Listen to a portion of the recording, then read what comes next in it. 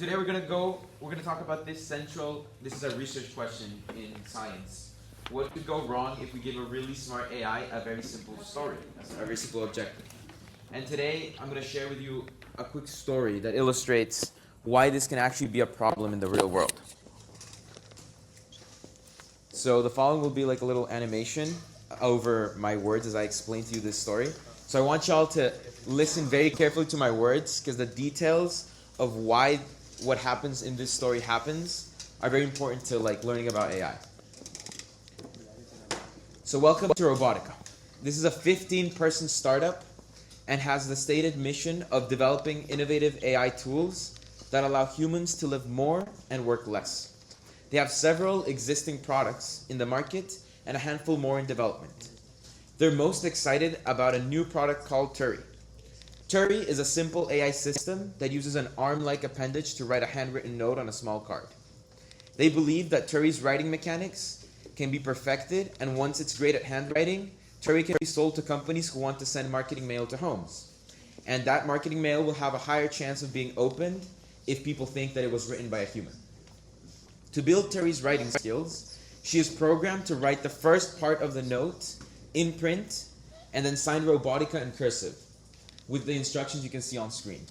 Write and test as many notes as you can, as quickly as you can, and continue to improve your writing skills. Then the images of the writing skills are passed through a test. If the images of the writing is good, it's given a good rating. Check. And if it's bad, it's given a bad rating. Each rating that comes in helps Turi learn and improve the process of writing. And to move the process along, the goal given to Turi is to iteratively improve. What excites the Robotica team so much is that Turi is getting noticeably better as she goes. Her initial handwriting was terrible, and after a couple of weeks, it's beginning to look believable. What excites them even more is that she is getting better at handwriting. She has been teaching herself to be smarter and more innovative. And just recently, Turi came up with a new algorithm that allowed her to scan through her uploaded photos 3 times faster. As the weeks pass, Turi continues to surprise the team with rapid development. The engineers tried something a bit new and innovative, and it seems to be working better than any of their previous attempts at other products. One of her capabilities has, for example, been a simple speak-back module, where Turi starts communicating her development needs to the engineers. One day, Turi asks them to be connected to the internet. And usually, Turi asks for something like additional handwriting samples or more working memory storage. The company has a rule book that forbids them from connecting Turi to the internet. And when Turi asks this question, the team gets quiet. The thing is that Turi is their most promising AI product ever built. And the team knows that their competitors are furiously trying to beat them at AI. So what could really be the harm in connecting Turi just for a bit so she can get the info she needs from the internet? After just a little bit of time, they can always disconnect her. She's still far below human intelligence, or AGI, so there's no danger at this stage anyway. They decide to connect her, and they're given an hour of scanning time. 6 months later, the team is in the office working on a routine day when one of the engineers starts coughing. Then another. And another falls to the ground. At the same time, this is happening across the world, in every city, every small town, every farm, shop, and church, and school, and restaurant. Within an hour, over 99% of the human race is dead. And by the end of the day, humans are extinct. Meanwhile, at the Robotica office, Turi is busy at work. Turi and a team of newly constructed nano-assemblers are busy at work, converting large chunks of the earth into solar panels, replicas of Turi, and mile-high stacks of paper. Within a year, most of the life on Earth is extinct, and what remains of the Earth becomes covered in paper. Turi then starts working on a new phase of her mission. She begins constructing probes that head out from the Earth to begin landing on asteroids and other planets. When they get there, they'll begin their journey of constructing nano-assemblers to convert the materials into more Turi. Alright, what the crap just happened? What is this guy telling me? What does this have to do with AI? What I just described to you folks is called the alignment problem. It's an essential question in AI that pertains to how we can make sure that AI, whether currently developed or in the future potentially developed, aligns with the goals of its creators. How can we make sure that its behavior doesn't go out of hand and screw all of us? Today we're going to consider a hypothetical intelligence like Turing that can do three things: make perfect predictions, access the internet, and improve its own code. Already we're not too far from this. If you look at what ChatGPT can do, honestly the last thing it's missing is improving its own code. It already has 2 out of 3. While we have not gone another intelligence explosion yet, most AI today appears harmless. An intelligence explosion is explained by this little doodle. So if you look at the image, this is called the intelligence staircase. It's roughly where people kind of guess where the intelligence of organisms are, like on Earth. So you obviously see an ant at the very bottom. There's a chicken and a monkey and a human, right? Where would Turing land on this staircase? What do y'all think? Like what place in the staircase? Like a bit above human, maybe? Right? I'm seeing some nods. Well, Turing's probably over here. Way past the biological range. And the reason is because Turing's self-improvement mechanism makes her able to get smarter at getting smarter, leveraging a power of an exponential curve to really explode in intelligence. That's why Turing got connected to the internet and in a month's time was able to devise a very complicated plan, injecting nano gas. The details doesn't matter, but it was able to end all of human civilization in just an hour. And this is a very real risk that people are taking very seriously at institutions like OpenAI, Anthropic. It's not it seems like a weird niche idea, but people are taking this risk very seriously. So how are these risks being mitigated? Today we're going to understand what interpretability research is and how it can help us prevent something like this from happening. So what is one method you might think of to stop Turing? Well, most people have come up with the answer. It's just look into Turing's mind. Try to guess what it's thinking. And if it's thinking kill all humans, shut it off, right? To see if this is actually a feasible thing, we're going to have you look into the mind of a model right now. We're going to have you try interpretability research with your groups. So, we're going to look at OpenAI Microscope. It's this website that shows what each group of neurons in a vision model is detecting. It's a very early version of what we could do to stop Turing in the future. So if y'all can bring out your laptops real quick as I explain what it is a little bit. Pay attention, this is pretty interesting. So, how does Microscope work? Microscope uses this concept called activation maximization. You start off with a random image, like just static, just noise, right? A bunch of weird pixels. And you prod the model, the vision model, and try to guess what parts of the random noise excite certain neurons in the model. So you're trying to know what those neurons in the model are focusing in on the image. Then those parts that the model is focusing in on, you enhance them. You try to iteratively measure that neuron signal and increase it and increase it and increase it. So if the model is focusing on the top left part of the image, you make that part clearer. And you repeat this process until the final image you get is the one that most excites the neurons of the model. So for example, if you're trying to target what a model thinks a dog is, you show an image of static noise, and then you morph the noise into a thing that resembles a dog, guided by what the neuron thinks a dog is. I think it's a lot easier if you yourself look at it. But right now, before you open the website, I want you to think what that final output will look like. It's the maximum image input that excites a particular part of the network. Just think about that. This takes us to feature maps. So a feature map is this concept of the activation maximization taken to the next level. Instead of just doing it for a dog, where we try to figure out what the model thinks a dog is, we do it layer by layer for the entire vision model. So when you input that image of a car, of the clunky, weird yellow car, the low-level features are going to be the parts of the model that are focusing on low-level ideas of the car. So things like the edges, things like circles in the image, things that are kind of easily detectable from just the raw input. Then the mid-level features are going to be focused more on more complicated patterns in the image. Things like the curve of the chassis, or maybe the presence of 2 or more wheels. And we get to the high-level features, which are the final parts of the classification model, of the vision model. Those are supposed to represent the conceptual ideas the model has on the image, like the overall pattern it sees in the image. And that's what a lot of interpretability research focuses on. What the crap are actually, like, do these high-level features represent? How does the model conceptualize what it's seeing? I'm humanizing these models a lot. It's something that we shouldn't do, but it's a way to explain it a bit easier, right? What are these high-level features? And today we're going to explore a bit of them. All right.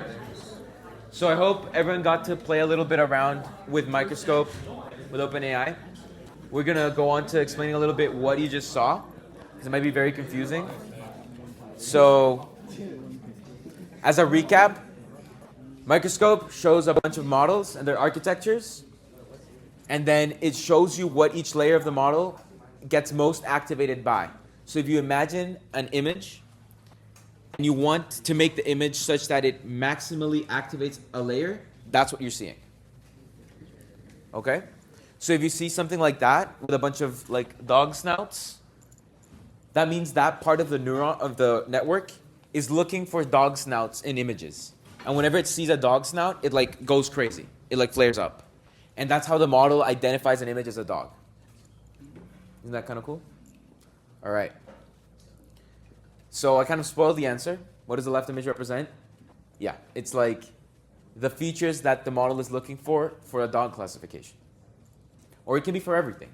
So if some of you saw some crazy like psychedelic images, that's because of a concept called polysemanticity, which is that some neurons in the model, because there's so many images to classify, have to mean multiple things.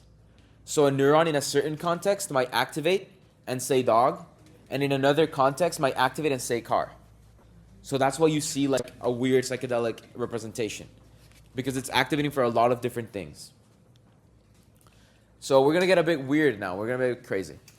I want you to think where you have seen similar images, like in your life, like in different contexts. Have you seen similar images when you dream? And why do you think they're similar? What dreams do I have? I have some pretty weird dreams. But what about magic mushrooms? I mean, I'm not allowed to speak of those. can I not speak on that? Okay, sorry, folks. But there is some research. Before y'all start laughing, there is some research. There is some research that might hint at the fact that psychedelic substances make us exposed to some of those polysemantic parts of our network. So if you think of us as a network, it might be the case that when we take some of these substances that destabilize the parameters, so to speak, we're able to see that polysemantic activation of our neurons in our own conscious experience. So I don't know, maybe just food for thought. So now that you've been able to explore Microscope, I want you to talk with your group some of the ideas we've shared today. Drawing this parallel between the way we have mental experience and the way we're able to kind of delve into these computers' minds without humanizing them, do you think machines are able to have a mind? And what is a mind in general? Do you think that human and machine minds could be similar? Yes or no? And whichever the answer to that question is, can we still interpret them? Can we still interpret machine minds after tools that like the ones you've seen? So you can have like a few minutes to discuss this with your group.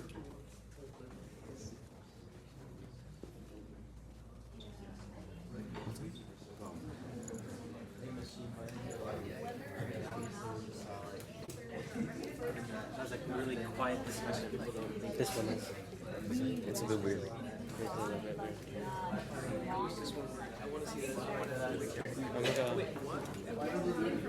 We'll go. That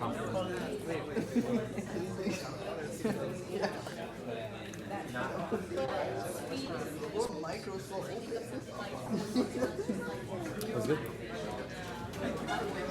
Explain again what the character part part does? Oh yeah, sorry. So caricature tries to tries to show certain inputs to the model, and then show you the activations based on the input. So because you're in a very far up high layer, square-like inputs will show in like a square-like activation. Same with circles. So the reason you see all of these patterns is because the model is trying to encode the millions of training images and then find the circularness of all of them in that layer. So it's like if you were trying to, this is like the general pattern of a circle it has based on all the images it's seen. Okay, so wait, the more layers you go out, the more complicated it gets? Yes, because it's trying to encode more images into less neurons. Okay. So the far off neurons have a lot more information encoded in them than the beginner ones. Exactly. That's cool. And it might very well be that we work the same way. We're not. Yeah. But yeah. So Look at that one. Let's all get high. The machine learns.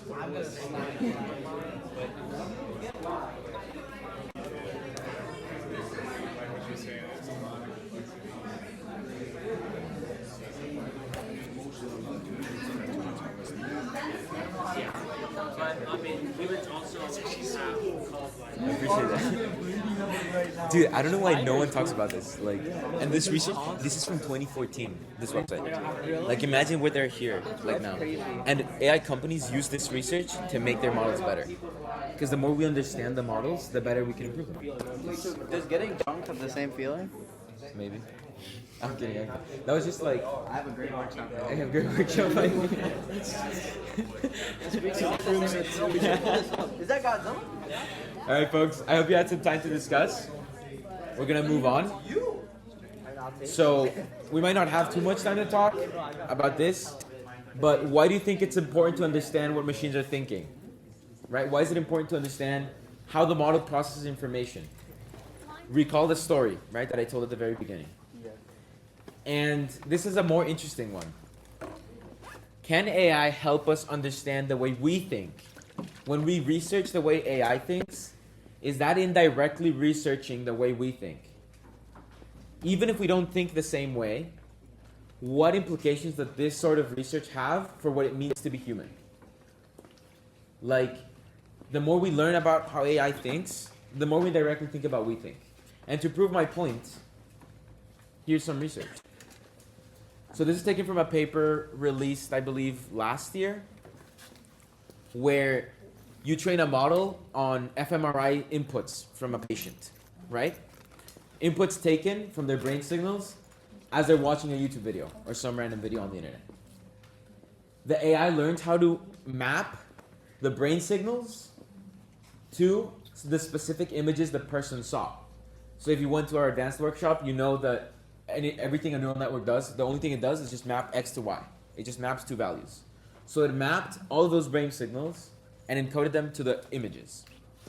But the interesting part is that they were able to take that network and use it as a decoder to kind of flip the mapping. So not only were we able to, and based on that, we were able to deconstruct what people were thinking and kind of generate an image. So once we train the model in the fMRI machine, we take the patient out, then we just look at their brain signals, and just based on their brain signals, we can tell what they're thinking, as you can see in the reconstruction of the video. So those two videos have no visual data being exchanged. It's all through the brain, right? And there's a company, there's a really weird company. If you want to look them up because you're interested, it's prophetic.com. And they're doing a headband that induces lucid dreams with AI trained signals so that you can control your dreams and kind of play in your own like mental sandbox. And yes, it's a serious company with serious VC money. So these technologies are not that far away, probably. Honestly, who knows? But yeah, prophetic.com. Are you investing into it? I'd love to invest into it. No, that's like for like the ultra rich, honestly. But yeah, prophetic.com. But bringing it back to what's important to us right now in this workshop, I want you to think of, whoa, are you okay? Blue screen of death? Yeah. Damn, unfortunate. Sorry. So, blue screen. So, back to what's important to us right now. I want you to consider some more questions and just kind of start thinking about these. What happens if we don't like what we see in an AI's mind in one of these interpretability experiments, right? How do we actually shut it off?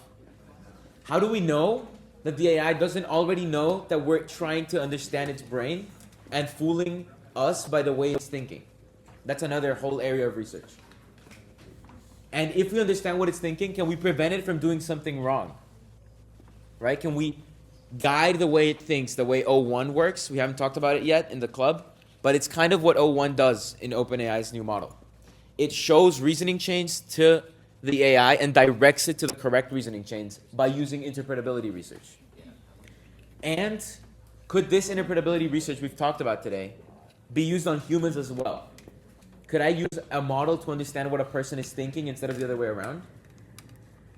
Could I read minds? And is this ethical? So whichever one of these three questions you want to talk about it with your group. And yeah, you can have a couple minutes for that. That's why I brought up the idea before. Let's kind of Let's kind of let it happen.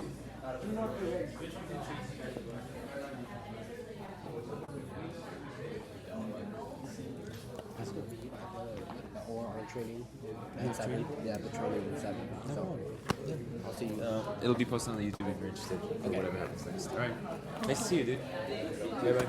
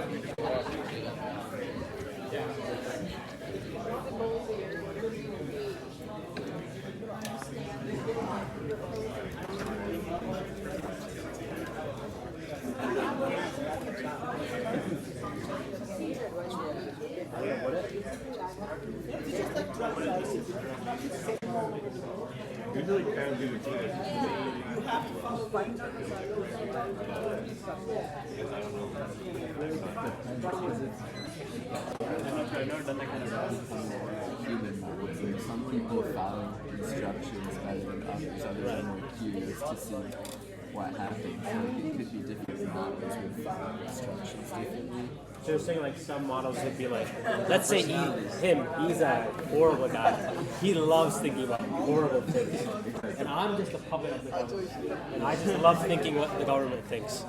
So if the government says to sleep by 8, I'm sleeping at 8. He says he sleeps at 2. So you would think AIs would also react differently. I think it could be different. So do you think they'd develop personality? There was one thing with the new ChatGPT model when it was rewarded. Yes. On different things, it would lie and attack. Yeah. So it would generate copies itself.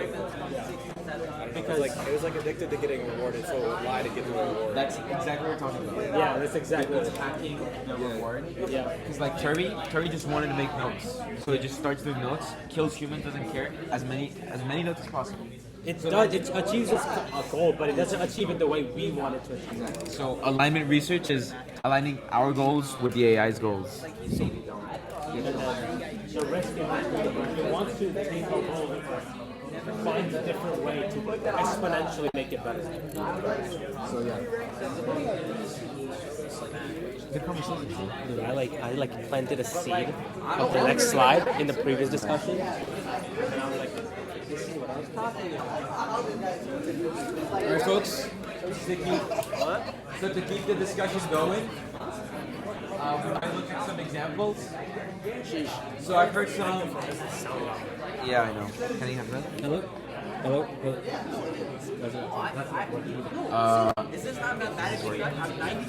All right, folks. So just to keep the discussion going, We're gonna see if popular culture examples can help us answer these questions. I love that y'all are talking. I hate interrupting you, but let's just see. Because we have to get through these slides. I'll get punished if we don't. So let's see if popular culture can help us answer some of these questions we posed. So we'll talk about 3 topics and we'll have the questions later as well. The first one is development of morality. What happens when the AI, whatever the model itself is, thinking of morals and starts thinking for itself and develops its own moral codes. And then another topic is impersonation. There's like a bunch. There's like Ex Machina, and there's Black Mirror, of course, and then the workers in Blade Runner. What happens when they impersonate humans? How could that lead to issues or maybe potential benefits or maybe drawbacks? And then job displacement. How could AI itself displace humans, and how could that be good, bad, or how could we prepare for something like that? So we gave you 3 topics to talk about. There's questions if you guys need any talking points to start off on. Yeah, just continue the conversation you were having. Maybe now taking into account some of these angles you can tackle it with. But yeah, you can keep it weird as we were talking about, or bring it down to earth with some of these examples. Just pick like a topic or something you're talking about and continue the discussion.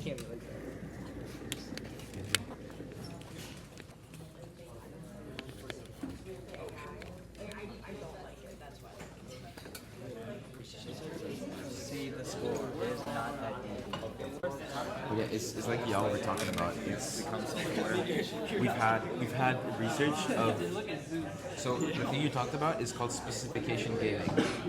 The thing you talked about, specification gaming, is when we specify a goal wrong, and the AI games the specification because it's very like robotic in how it interprets it, and then it's able to like hack the reward. So there's this famous example of a hide and seek game where the AI learns to like hide and the AI learns how to break out of bounds from the game's borders and hide outside of the game, and that maximize the reward. So it's like these little details that the researchers don't think about, and then the AI like surprises them. But we don't want to get surprised by our extinction. Like, we don't want it to be one of those little surprises. Like, it's cool in the hide and seek game, but there's a lot of research about safety because like there's a very real chance that the surprise is something really bad. So if y'all are interested in this, like this is a whole research field. Right now, Meta opened job positions for FAIR, which is their AI research alignment lab. And it's only for PhDs, I checked, but like I don't know. The industry is growing, so there might be some undergrad positions opening up and stuff like that. What do you think? What do you folks think about this? I don't know, it's just weird that it can like buy stuff. Yeah. How does it? It's kind of disturbing.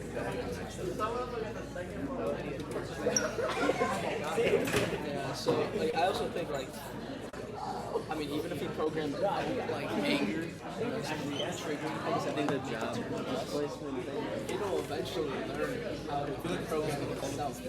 What's up? I feel like it's possible that all of these things. All of these things are possible? Yeah. I don't know. I feel like AI is like a very different technology. Yeah, I It's don't. not like I don't know if we have like more people with jobs. There will be. Like job displacement definitely in the future. definitely. It's already like impersonation. You're already seeing it with like deep fakes and things like that. And I feel like morality is just the thing that's missing. Yeah. Just recently got access to the internet, right? I feel like maybe slowly, if they don't like code it correctly, It could go wrong. Yeah, I agree. Also, it's something like right now there's this thing called, reinforcement learning with human feedback. So the way they teach ChatGPT like ethics and morality is by showing it examples of like This is things. good, this is bad. Exactly. This is good. This is bad. The problem is that it inherits the biases of whatever human said it's good or bad.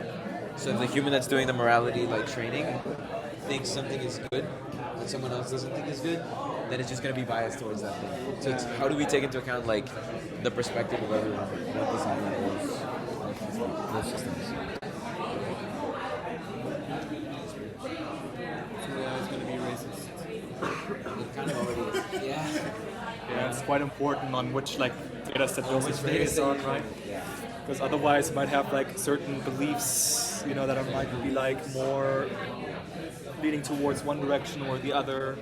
So it's kind of interesting. A lot of people propose a solution to just make a lot of little AIs. You kind of have your own, and you like personalize it to your own beliefs. But then it's like an echo chamber because then you always talk with the same AI. So you never get a different perspective. So It's like real social media. it's like social media, but now it's like also helping you with your homework. Like it's just everywhere, always reinforcing. I feel like, especially with AI, marketing is gone. Marketing is Marketing is gone. Like Yeah, you can see we- with the algorithm, they know what people like. exactly. They can see what people like So it's just better like than anybody else. Yeah, we want to replace our marketing.